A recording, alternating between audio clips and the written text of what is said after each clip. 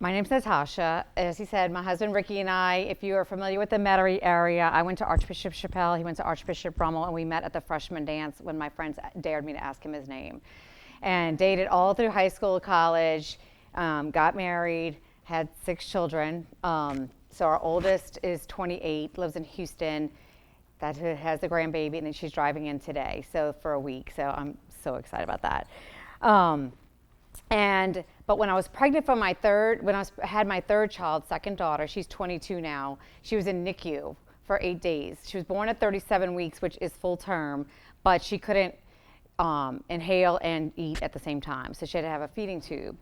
So while I was sitting in there one night, worried about my other 2 kids at home, and this one's in the NICU, and I just saw all these babies that all these doctors and nurses were scrambling about, trying to, help. And I thought, in Metairie, we were at East Jefferson Hospital. Right down the street was the largest abortion clinic in the state, where they were killing babies these same ages. And the Holy Spirit just touched me. I've grown up Catholic, was pro-life. It wasn't as big of a thing when I was in high school. There wasn't a pro-life club or things like that.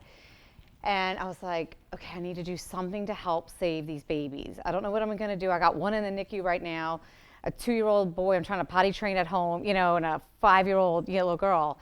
So I just started with a website. And then once my little girl, she started at St. Elizabeth, I got involved with, they would start to do some pro-life activities. So, and I just like, what can I do? So I started doing that, and I loved it.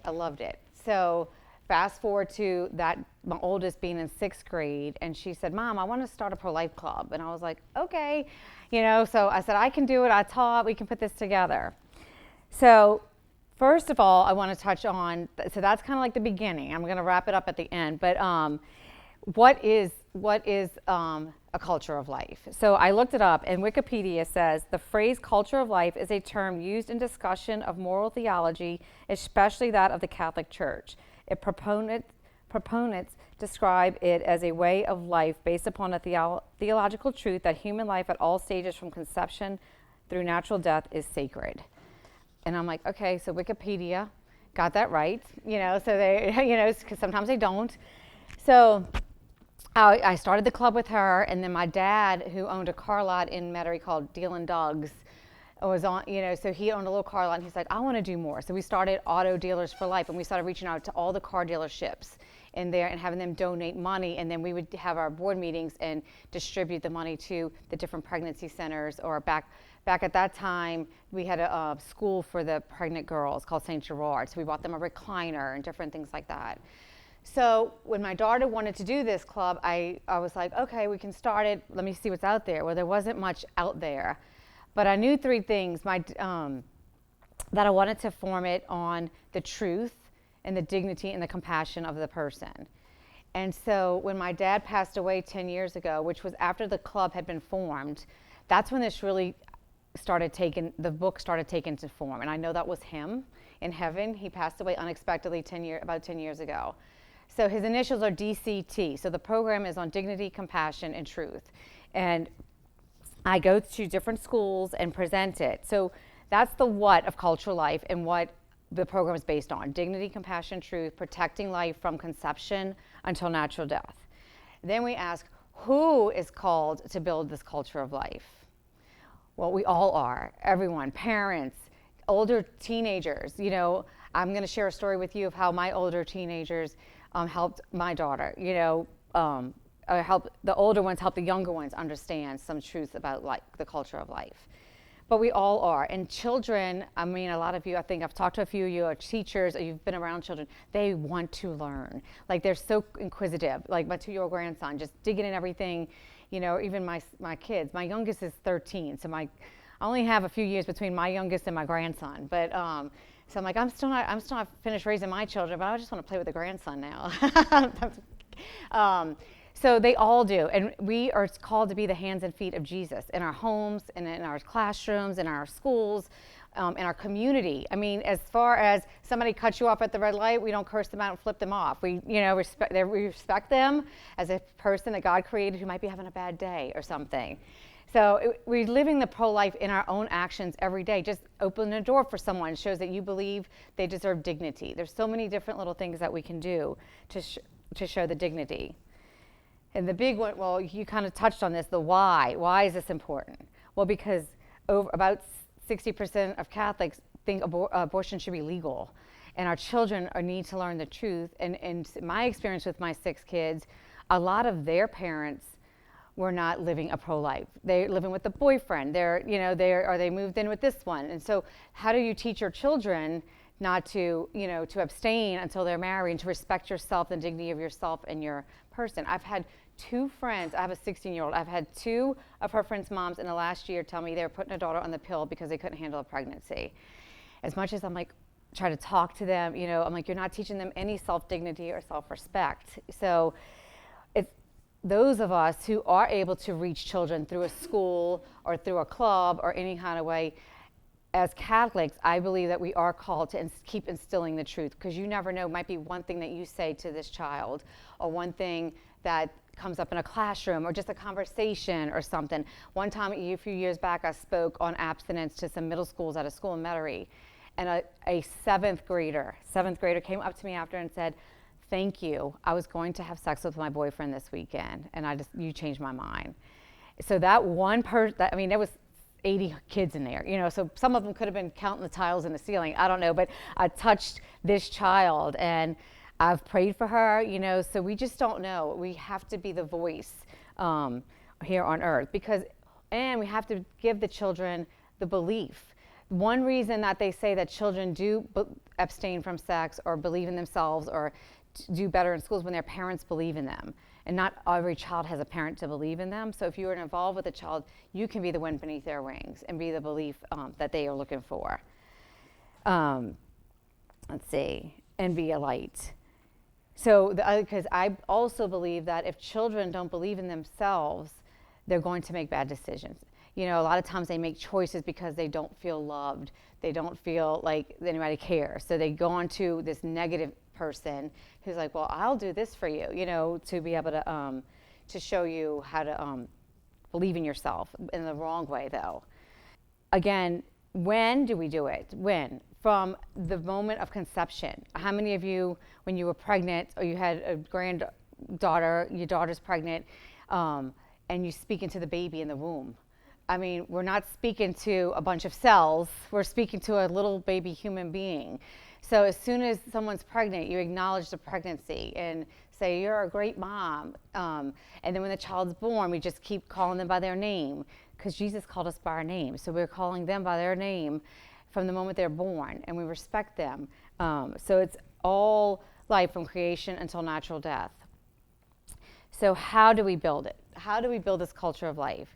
My last name's Kissinger, so I usually bring Hershey Kisses or something silly, or use the KISS, keep it simple, silly. So it doesn't take a lot of time or money or education just to instill the dignity in a child and help them understand how to do that for others. So the reason this program came together was because I wanted children to believe in themselves, to know what they were worth, and to know that they can also, like was read in my bio, know that even a small action, a card that says you are loved, that's given to an elderly person in a retirement home, might change their life. Like a child, there's so many things they can do. They don't have to be going in front of an abortion clinic or going to these marches, which are great, but I'm talking like middle schoolers who aren't able to do these things. Need to know that there are things that they can do. There's so many things that they can do. So the program came about I do not believe that I wrote this program. I 100% believe that God wrote this program, because my daughter asked me to do this club, and she was the oldest of 5 at that time, I think. So, I was busy, and I was like, I can do this. So I just started putting stuff together, and the other part of this that was important to me was not to just be about the unborn. Every month focuses on a different topic: the elderly, those with disabilities, the homeless.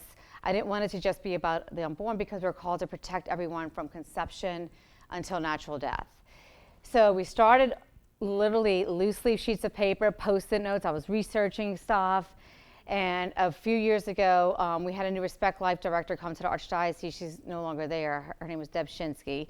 And she saw it, and she said, oh my goodness, what are you doing with this? You can't just keep this at St. Elizabeth. We have to get this out. And I said, it's loose leaf and Post-it note. So she's like, so she was very instrumental. She's like, here's a printer. Here's somebody who helped you graphic design. I mean, this was all God. I wasn't looking to put this into a book. I wasn't looking to, come be presenting to you all today. I was just a mom trying to do a pro-life club at the school. And my last child, so when we started this pro-life club, she was in 6th grade. I only had 4 children. And so the last one, number 6, just finished the program last year. So all 6 of my children have gotten to go through the Footprints for Life program that I wrote, and they've been amazing. And they encouraged their other friends to come, and so then those children went on to high school and went into the pro-life clubs. And they're like, I'll see them at the different pro-life events, because Archbishop Amen is amazing. We host a meeting at his home every year in September for all the high school pro-life club leaders and 2 students to come to his home and hear about what's going on for pro-life efforts. So I get to see them every year. It's always new, usually it's seniors, so it's new seniors every year. But Chappelle this year sent 2 8th graders, which I thought was smart, because I'm like, keep sending those, get the younger ones in. And the Archbishop has a spread of food, and he takes pictures with them, and they see that he supports life efforts.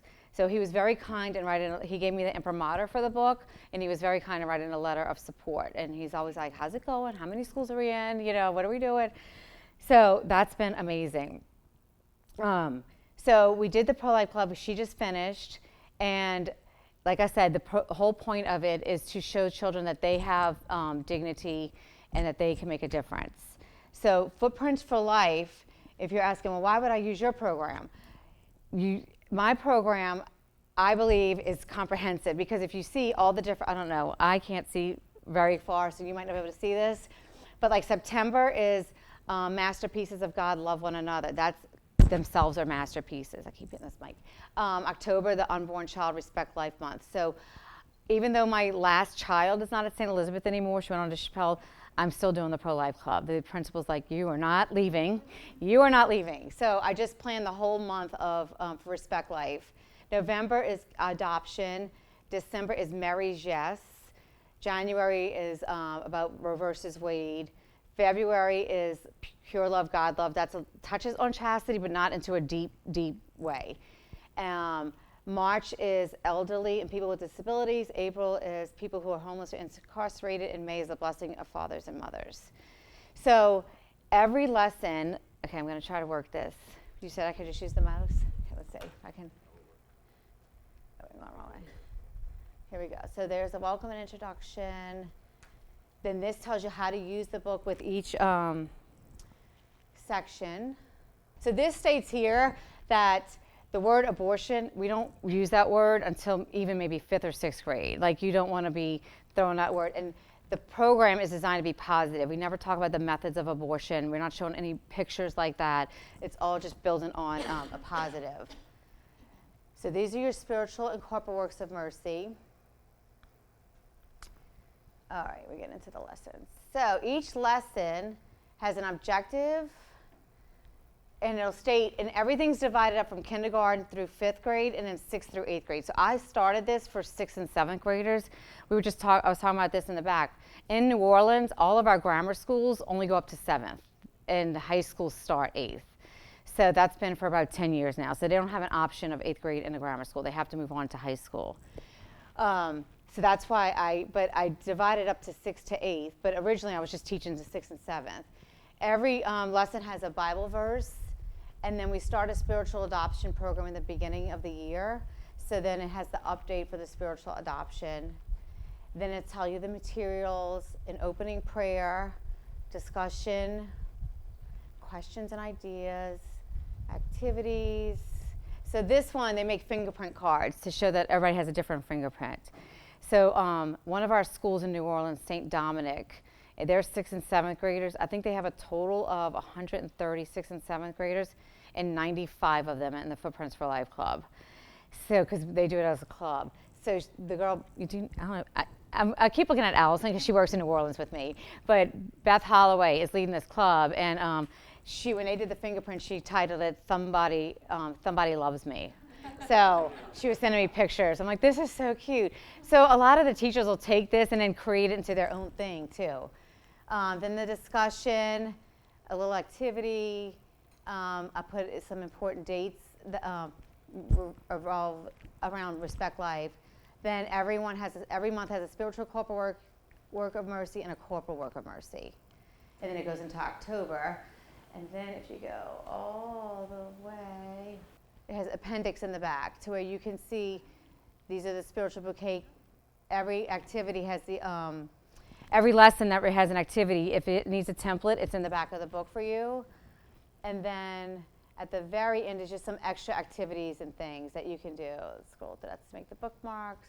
This is one for December. We write letters to new moms and donate them to the pregnancy centers. And they decorate them. I can kind of tell you the heart is where they have to write things they love about themselves, their positive attributes. It's all in a lesson. And then they can do the purity cards, then a letter to grandparents. And let's see. Okay, so then you get here. This is the appendix about Roe versus Wade being overturned.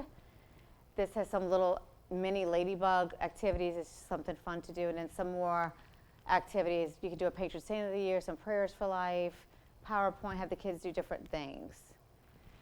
So that's pretty much the book. It's I'll show you one. Pulled it out. Let's see. It's right here. So it has everything for the entire year.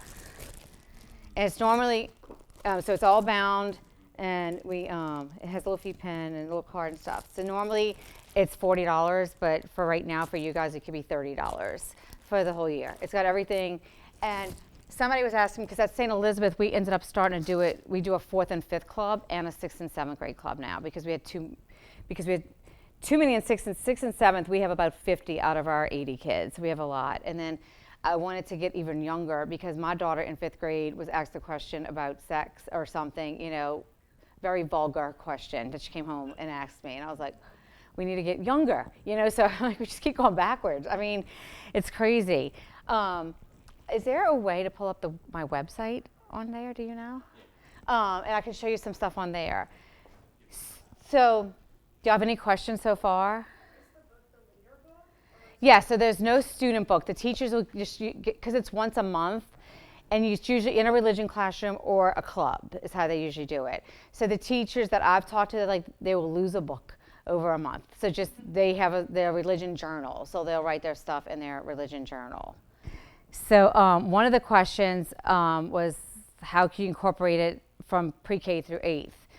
So in pre-K, you can, it's really designed for 4th through 8th. I do have other little lessons on here. So if you go to Footprints for Life, let me click. There we go. Okay. And then this kind of tells you about, so this information that's on here about it is on this flyer up here as well. And then this has your things. Then this has a couple of different lessons you could do with the younger children. Like you would need the Grouchy Ladybug book. These are all just free on here. Here's a Mardi Gras one that you could just do with a king cake about finding the baby. So it does have some little lessons.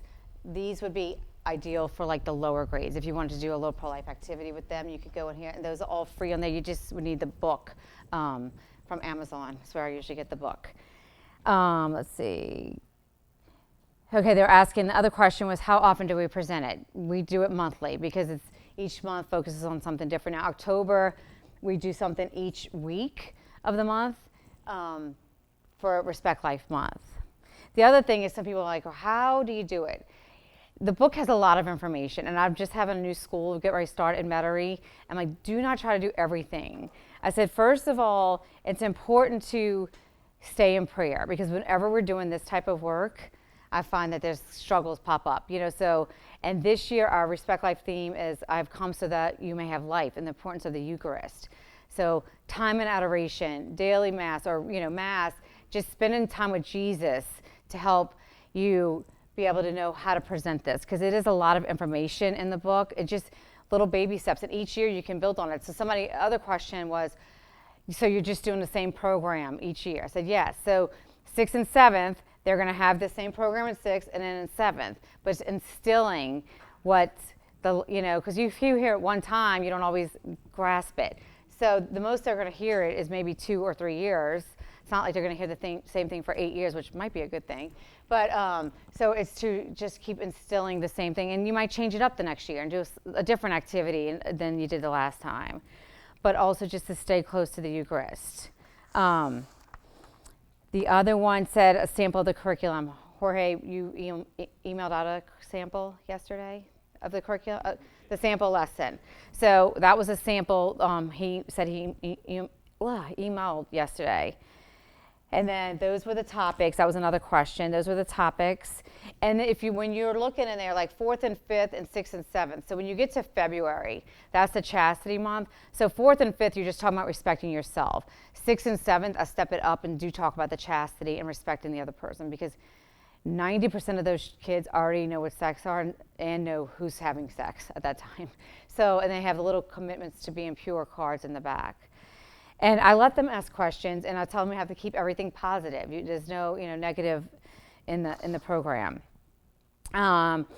Is this presented as part of religion class or separate? So it could be in religion, it could be in a club. It's just a supplement to put in however you can work it. And you can do, if you only have time this month to do the one part of the lesson, just do that part of the lesson. I feel like God, He has led me to this.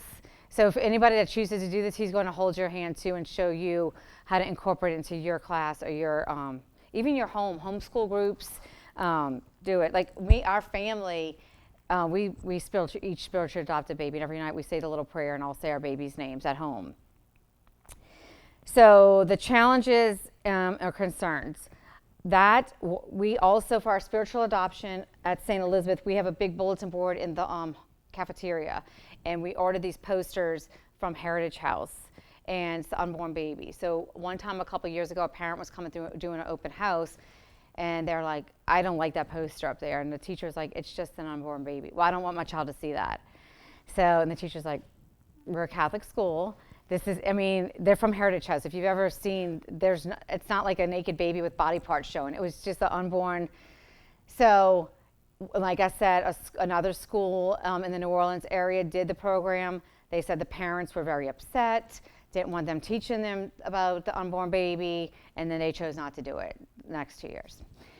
So I think that you're going to hit some hiccups like that, but I'm here to help with any of that. I can call the principals, talk to them. I'm getting ready to go meet with a principal of school in Metairie next week, just because a lot of people, which I understand, are they going to talk about abortion? Are you going to talk about sex? They want to know, and I assure them that I'm telling anyone using my program to keep it positive. We're not shaming women who've had abortions. We're not showing pictures.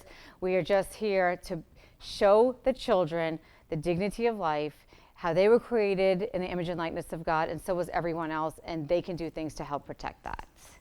Yes. Has anybody ever presented to the parents before you present to the children? I know some we have not. Like the the body, things like yes. that. Like, can you come sell that to my parents? No, we have not done that. I'm happy to do that. That's what I was saying. That was one of my questions, was how are the parents responding and growing in their faith, and what is the pushback, and have you gone into that pushback and said, tell me what you're concerned about?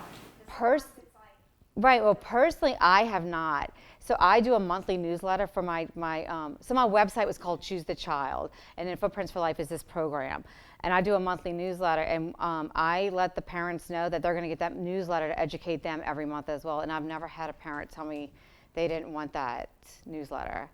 The only main negative was that open house person a few years ago, and then the school in the New Orleans area that said, we're not doing it anymore. And I tried again this year to reach out, and she's like, no.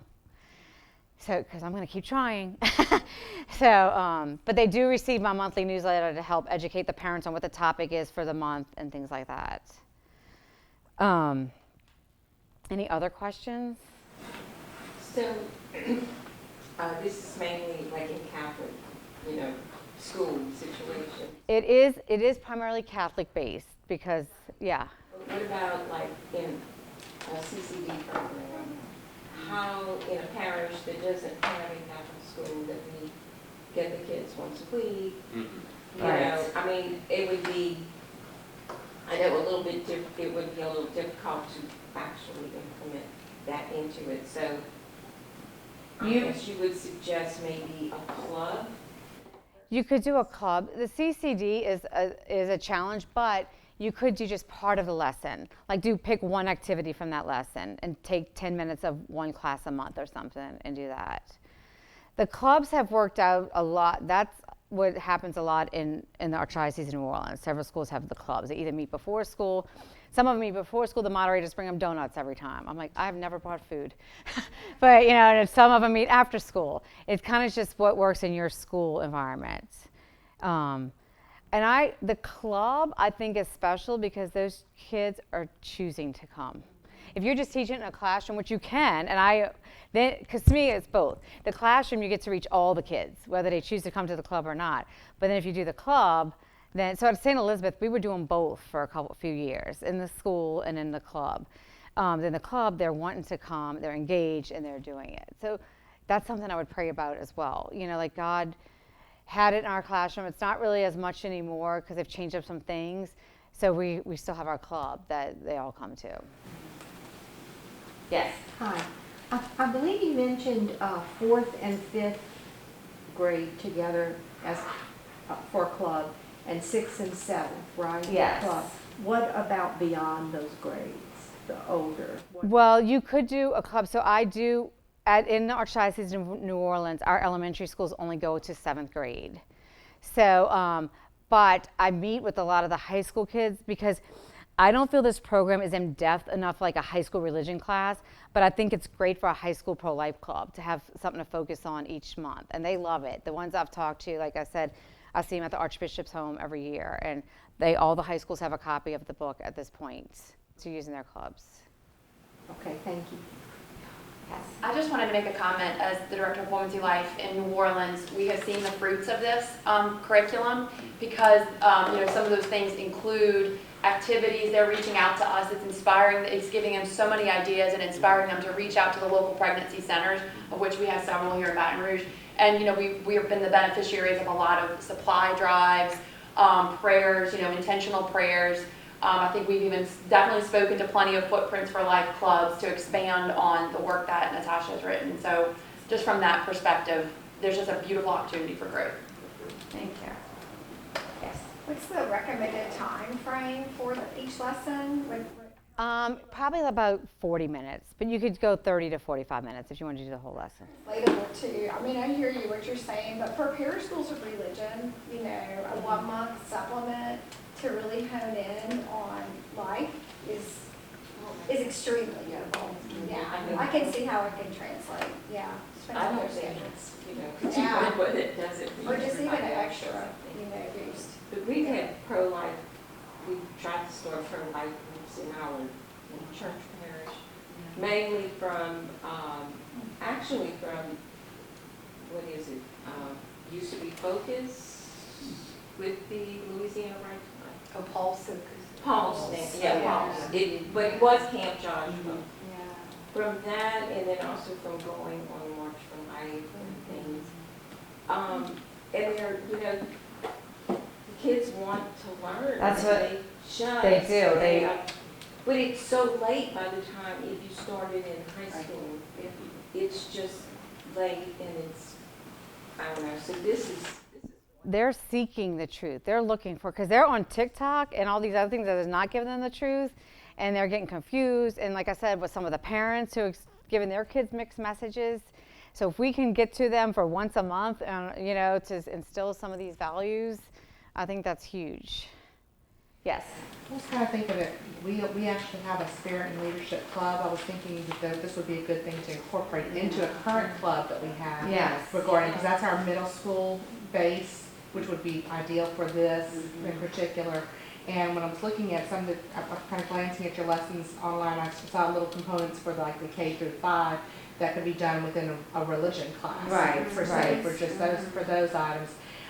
You mentioned the newsletter. Is the newsletter something that any parent can sign up Yes. for, any teacher? That's what I was trying to find out. Yes, anybody can. I have cards here with my email and my website. You can just email me your email address, and I can add you to the newsletter. Yes, yes. So yes, I mean I did show you these free lessons for K through 5, but you can also use the other one, just you adapt it to that age level, you know. And as teachers, we're very creative in doing that and adapting it. Any other questions at the moment? That's okay, no, I love it. I feel so bad that I couldn't find my paper, and I feel like I messed up my talk. I'm so nervous. I was nervous. Newsletter. So that sounds like there's a universality in that people that are working through this program are all going to be on the same page at the same time, right? Because the lessons are designated for that time For that month. So your newsletter will be something that can serve the catechists, the teachers, and the parents at the same time. Yes. It's something that we would have to recreate. No, everything's the same time because it's basically based on, like October is Respect Life Month. November has National Adoption Month.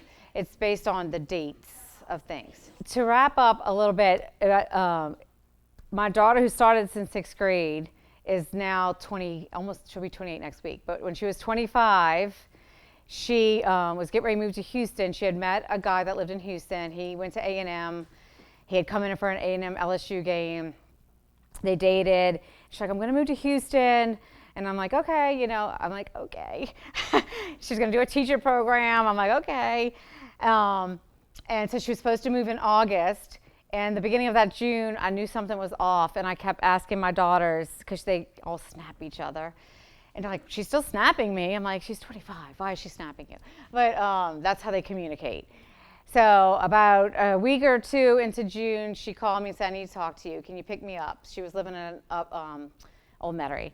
So I go pick her up, and well, before I go pick her, she called me. My husband walked in from work, and I said, Alexis called. She wants me to go talk to you because I'm sure she's just nervous about moving to Houston. You know, she's been here, and I looked at him, and for the first time, this was the Holy Spirit. I said, unless she's pregnant. And he said, you think? I'm like, I don't know. I don't know. So I pull up. She's outside, literally with her stuff. So she got in the car, and I said, are you pregnant? She's like, I'm like, it's okay, you know. Brought her back to the house, you know, this whole thing. I don't want to tell the siblings yet. They're upstairs. So I'm like, okay. So we're in the kitchen, me and my husband, her, just hugging, crying. And I'm like, are you still moving to Houston? And she's like, yeah, I want to go to Houston. And at the time, she was moving in with a friend of hers, like, you know, because she's like, I know you don't want me to live with them. And even though I'm pregnant, I said, no, I really don't. You know, it was very difficult. She watched me give chastity talks. She watched me give the pro-life talks. And so she moved there. She lived with her girlfriend for 6 months. Callum was born in January 19th of 2022. So right before I went to go see her with the baby, I got a phone call from, I don't know, Sharon Rohde is a big pro-life person in New Orleans. And she's like, I'm nominating Footprints for Life for a grant from the Catholic Women's Giving Circle. I'm like, okay. I don't even know what that circle does or anything. She's like, just send me information. So when I go to help Alexis, who started this program, have her baby and stayed in Houston for 2 weeks, I got the call that I was getting a grant for the program. And I still get goosebumps. And I was like, oh my goodness, like, Alexis, we're getting a grant. Because she started, I'm like, we're getting a grant. And she's like, this is so awesome. So I had to go back and help her with the baby in April when they were going to tell me how much my grant would be. It was a big luncheon. I'm like, I already told her I was going to help with the baby. And they're like, it's fine, it's fine. So while I'm sitting there holding this unplanned angel, they said I was getting the second highest grant of $25,000. And I just started crying. And I'm like, my goodness, like, this is amazing. So that's how I was able to get into a lot of schools too. I was able to buy all the posters and t-shirts, because we also have t-shirts. Every student in the Footprints for Life that was doing got a t-shirt. We did all kind of amazing things. It was great. So I know that God is part of this program because he keeps showing me over and over and over again. And it was such a blessing to receive that grant at those times when I was with Alexis, to be able to celebrate and reassure her that Callum is supposed to be here, you know. So you fast forward to this summer, my 13-year-old who's just leaving elementary school because we don't have 8th grade, so now you got to put her into the high school. What would you do if I kissed a boy, Mom? I'm like, what? We're in a pool, please. Please. Of course, she hears all the older sisters. She had the boyfriends, So, because I have 5 daughters, and 1 son. So I'm like, you don't need to kiss anyone right now. You just need to have fun at Chappelle. I said, you have to respect yourself. So we get into this conversation, sitting in the pool, just like it wasn't intentional. And I said, because I have a daughter that just graduated from LSU in May, and she still lives in Baton Rouge, and I have a daughter who's a sophomore. That's why I was asking about that, because I'm going to meet her for lunch, and she's thrilled. I haven't been here in like 3 weeks. She's like, Mom, I haven't been able to come home. I said, but those 2 sisters have made it known that they have not had sex, and that they want to find someone who's saving themselves too. I said, and Britt and the sophomore at LSU, she's like, I met this guy. She's like, I tell him up front, like, if that's what you're looking for, I'm not the right person. And Ava looked at me with all innocence and said, I guess Alexis didn't say that to Chandler, huh? And I said, probably not. But it led to a discussion of Alexis. Eva doesn't know this. Alexis had gone through a horrible breakup with a previous boyfriend and was really down on herself and was looking for that love. And she looked, I don't want to say the wrong place, but she went to that for some love and security. But I said, but we know that Callum is meant to be here. God does not make mistakes. He is a gift. And she's like, no, I can't even imagine not having Callum, because he goes to her. She's in 8th grade, but she's only like 4'8". She's like the tiniest 8th grader. And he runs to her every time. And it was another chance to casually just say, I said, but the difference is if Alexis was married and found out she was pregnant, how do you think she would have told us? She goes, oh, she probably would have had this whole thing and told us. I said, that's just the difference, because there's a right time and place, but we know that he's meant to be here. Okay, and she swam away. But I instilled another little seed. I just keep instilling them. And that conversation is common around our house, just to respect ourselves and make great choices. I would tell Alexis that every time she flew to Houston, make great choices. But we have to just give them to God. And, and now I see what God's doing in my own personal family. And I do attribute that to the Footprints for Life and for me being a pro-life mom and having these conversations. And that's why I think this could even help parents have those conversations. Because I had friends, oh, I can't talk to my daughter about sex. Tasha, can you come over? I'll buy you a coffee. I'm like, no, you need to learn how to tell your kids. I'll help you, but...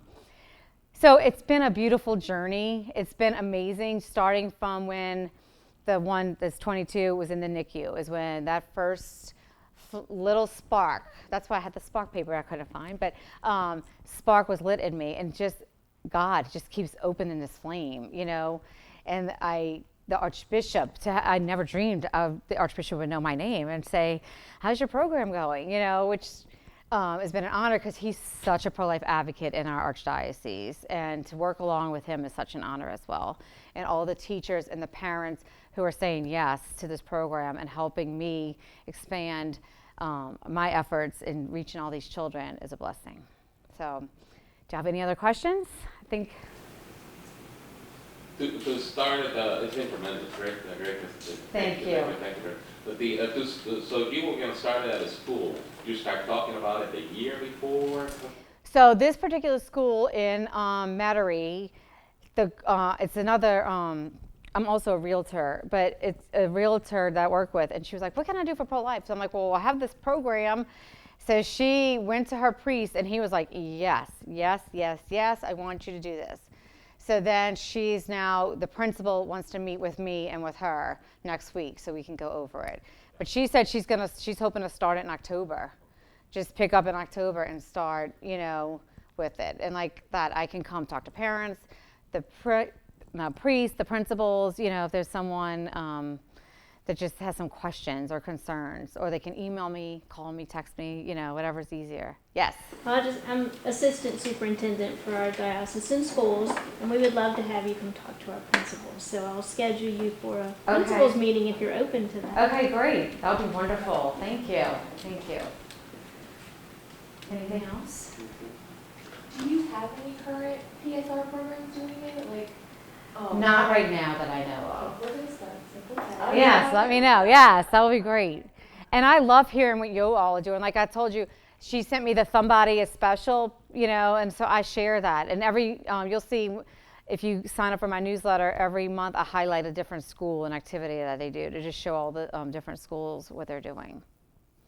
So, but yes, that has my cell phone, email, and you can just email me or text me your name and school and email address or whatever, and I can add you to my list. All right. Anything else? That's it. Thank you.